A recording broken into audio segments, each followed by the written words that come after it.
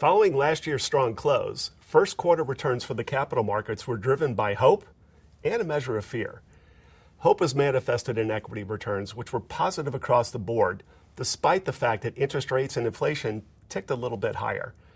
Bonds had more of a mixed picture, with credit markets holding up fairly well, but the U.S. government bond market in particular lagged in the face of higher interest rates. Whether it was inflation reports, continued strong labor markets, or confirmation that the economy was doing well, investors look for the prospect of higher profit growth that often accompanies a stronger economy. Conversely, the bond market did not fare as well, beginning first with the Fed urging caution about the timing and magnitude of rate cuts versus market participants' expectations. The Fed's position was confirmed by continued indications of a strong labor market and inflation that has remained above their target. However, we've seen some components of inflation meaningfully moderate, in particular goods and food, and to a lesser extent energy. But services inflation has remained stubbornly high. A prominent example is transportation costs, which includes key components such as automobile insurance and car repairs. The other tricky constituent has been that of a tight labor market. While the unemployment rate remains low, we've seen job openings measurably decline as the economy approaches normalization. We expect this trend to continue. Another trend we would expect to persist is moderation in consumer spending. In fact, consumer savings level has fallen below the long-term trend for the first time in several years. Forecasting what lies ahead for the world's major economies, we expect normalization to continue, be it on inflation or economic growth. But investors should not expect the path to normalization to always be smooth.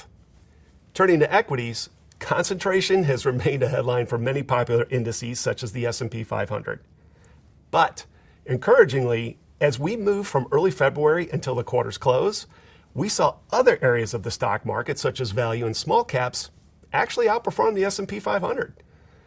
Also, a reversal of fortune occurred for more speculative areas of the stock market, such as non-profitable technology companies and those that are most highly shorted, those being stocks investors are betting on to have a lower share price. While these stocks did quite well in 2023, they have lagged year to date. But now, let's highlight some areas we believe offer favorable opportunities. We expect continued capital spending in the area of artificial intelligence to hold promise. But this isn't just confined to one semiconductor company. It also includes areas such as software and IT consulting, where the growth rates are expected to be quite strong. Within the value universe, there's also opportunities for dramatic growth due to the continued trend of onshoring.